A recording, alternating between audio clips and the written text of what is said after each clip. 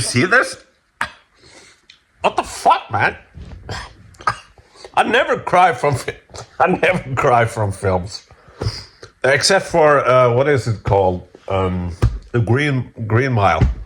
I cry, but I don't know if this was crying. I don't know. I don't know my emotions. But I'm watching this like Sinners, and this might have happened once before, if I'm thinking about it. And look at my ass. In Blade Runner 2049, it sounds like I'm whatever. It is what it is. I was watching this, the shot when it comes down, like you have the score, like when you go down to the city or whatever, and the effects were so good and the score was so good and the cinematography, and I got emotional. I got emotional because I don't know, it was so good. I think, is that what happened now? It's the dance scene, when the dancing in the fucking thing, and Preacher Boy is playing this thing, and you have all like from future and past, fucking African American dancers, or culture from Africa and shit like that. And also you have the shot where the Asian lady goes into her husband playing poker. They start dancing, and there's some Asian culture thing. I was sitting there on goosebumps. I've seen it once before, the film, last year, and I was like, "This is so fucking good. This is so fucking good." And then I started like, what? I don't know what happened, but it happened. Fuck, this is a good film. This is an awesome film. But I gotta ask, when you become a vampire, is just music a thing? I'm a vampire, now I play piano. Is that how it works? Anyway, yeah, it's fucking awesome. All right, so the guy who plays the main vampire, the bad guy, Remy or something, he's great, of course, but he's now killed Haley Steinfeld. That's her name. She's also real good off screen. But she told him, my mom died. And he said, I wish I met her sooner so I could save her from her fate. But I can't save yours, right? And is that him thinking? And yeah, he said that he's gonna save everybody in this joint, this thing. So does he think himself that he is the good guy? The best villains often think that they are the good guy, but there is also some in the prologue or the beginning of a whole bit, like the narration and the talking about the music cultures and everything. Like if someone transcends music-wise, like the Preacher Boy, yeah, did with the music, they said that it attracts evil. So, do you, and also the again, the vampire guy, he vampirized two KKK. They were like awful American, of course, awful Americans, but then he vampirized them, and they began singing and became much chipper, and but they're seductive too. So I'm like thinking, the main vampire guy, Remy, yeah,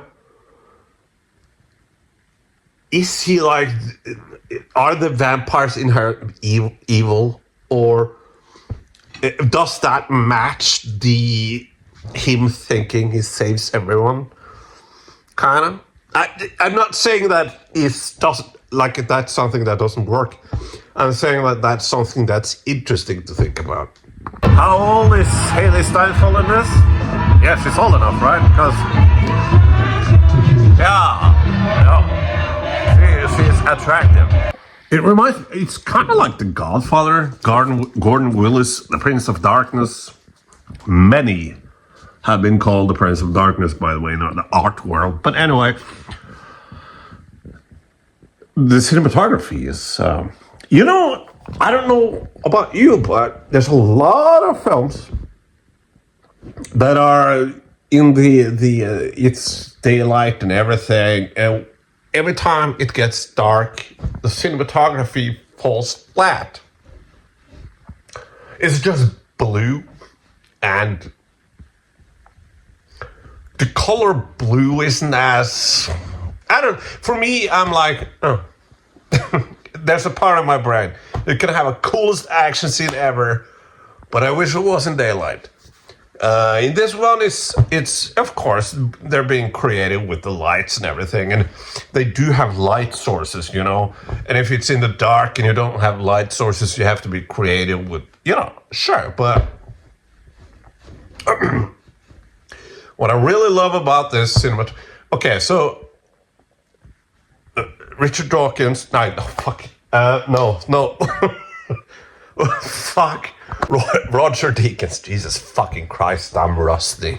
Alright, so he is great, of course, but sometimes cinematographers like that can be a little bit flashy.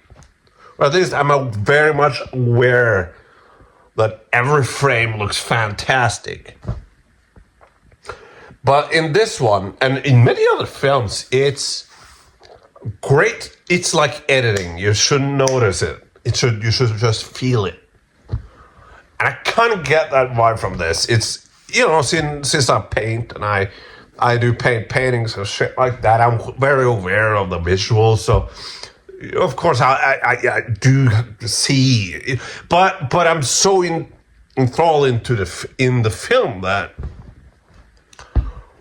it's just a really good blend of cinematography and sound, music, and everything. It's you get what I'm saying? Like sometimes it feels like that shot is beautiful. Wait, what did they say?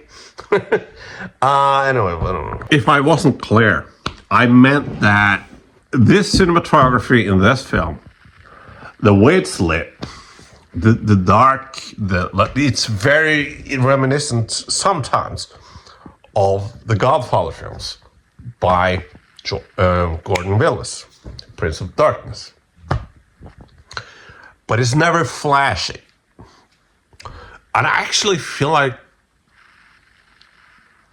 the Godfather, whatever, fuck it. All right, so the procedure is I'm watching the film and I'm filming myself whenever I have something to say, right? And I love that thus far, I don't remember everything from last year. Thus far, I love that wooden stakes, of course, daylight, put garlic and shit like that, and they have to be invited in. Like, very, very, like, traditional vampire shit. It's part of the lore.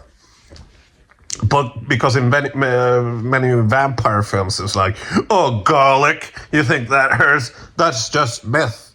Like, if I have it in the back of my head, like, does this happen in this later on? I don't know. But I wish it doesn't, because I gotta just quickly, mention a Swedish film. Yes, I'm from Norway, and Swedish, but they make much better films than Norway. Norway suck at making films. And in 2008, some asshole made a great film. Let the Right One In. That's a vampire film in Sweden in winter, and it's Matt Reeves made a remake, Let Me In, which is also really good because Matt Reeves is a good director. But the Swedish one is the cinematographer from that Christopher Nolan, uses right now. But Hoytema is his name, and I think he's from Iceland or Finland or whatever. He's fantastic, and he's the cinematography. That's the best fucking from what I've seen of movies. That's one of the best filmed winters. There's it feels a very wintry and Scandinavian, and it feels very much like fuck, we're in January. It's like fuck, it's January. Oh, there's a vampire there. I just want to shout out to Let the Right One In. Yeah, this is crap. I had to charge my phone, so that's why I'm sitting here. But the scene. So you have the song scene with all the African American music coming in, like the dancing, like the burning fuck. You know what I mean? That's like number one. But number two is the Rocky Road or whatever the fuck it is, the Irish song, the vampire singing and dancing, and that is pretty darn enjoyable too. I also want to say, what the fuck was that? What was that? Yeah. Sinners. Okay, so this is also a question I have. When's the best time you watch a film? Like, I remember, for me, I'm not a big fan of movie theaters because I have a great TV myself, and I like to sit on my couch and watch a film with no other people to annoy me or be. But the Sinners I saw last year, and I didn't see it in the theaters, so I enjoyed it. That was like the first time I enjoyed it. But there's a lot of films that I've seen in the movie theaters or not for the first time, and I've enjoyed it, but I've had thoughts. But then when I watched it a second time, I was like, okay, I like it, right? I'm just curious about that. However, I want to say that for the second time watching this is interesting because you notice things more. You know the fate of every person and what happens and everything. And there's a lot of the film was fucking called Sinners. And they kind of established that, like the brothers, Michael B. Jordan, what's the Smack and Spoke and Smack, whatever the fuck. They're kind of not necessarily good people. All they care about is money, and they did a lot of shit in Chicago. And you could say like, yeah, the preacher boy has this father like drinking and making music and everything. That's a sin. So, but the sinner thing is, yeah, absolutely there, especially in the main characters. Aha! Okay, so there's a collective mindset. Remy, or what the fuck his name is, says to the Asian woman, her Asian husband, her husband is there wanting to like, come on. And she's like, oh. But Remy says to her like, I know everything now because I bit him, and I even know how you get to like to get licked. Sorry, YouTube, but yeah. So it's a collective mindset. It's interesting, fucking many interesting themes here. Is there a Jonestown perspective from the idea of this? They talk about collectiveness and love and everything. Well, do they ever say love? They say collectiveness. They say all the right words. But do they ever say love? I don't know. But that is a fucking really interesting movie. I want your stories. All right, he wants the stories because whatever the vampire. Vampire Michael B. Jordan says earlier that he knows the other one's memories. So it's not necessarily a collective mind, but they know everybody else's memories and thoughts. I don't know. But that, let's call him Remy. Let's say his name is Remy. Says that he wants his, what is this? Goddamn, what is it? Whatever. Basically, he wants it seems like he's collecting things. That he's really knowledgeable, and that might be why it's so music based that he is. That's interesting that he's been a fucking vampire for so long. Think about if Larry King interviewed him, hey man, that's my Larry King. You know, how long, the point is, how long has he lived? And why is he collecting memories and new things? And there's a cultist perspective. He really thinks that he's doing something. And also vampire Michael B. Jordan says to Michael B. Jordan that because the vampire, the lady with not vampire Michael B. Jordan, the voodoo woman, she said, you'd kill me when I get to a vampire, whatever. And he does. And then my vampire Michael B. Jordan says, what the fuck did you do that for? We had a plan. So they do see, there is some sort of idealism there. We're doing something important, right? And also the end credit scene, I'm not done yet, but I remember the end credit scene. With vampire Michael B. Jordan and vampire Haley Steinfeld visiting the preacher boy. Now is 112 and he's jazzing and it's in the 80s. And they choose not to fucking vampirize him. It's just interesting because it's, they talk about it like evil, but are they evil? Or they do have choices, there we go. Not vampire Michael B. Jordan kills a bunch of KKKs. Oh, fuck. And it's kind of, cool to see that some fucking racists get... All right, I'm sorry, YouTube. I'm sorry. But if KKK, Nazis, or racists in general wants to kill you because you're black, you're Asian, whatever... You're right to defend yourself. I'm sorry to say that racists are bad people. I'm so sorry, fucking Don't mind that. That was a thing with the other channel I have, which I'm canceled by. I'm banned for what?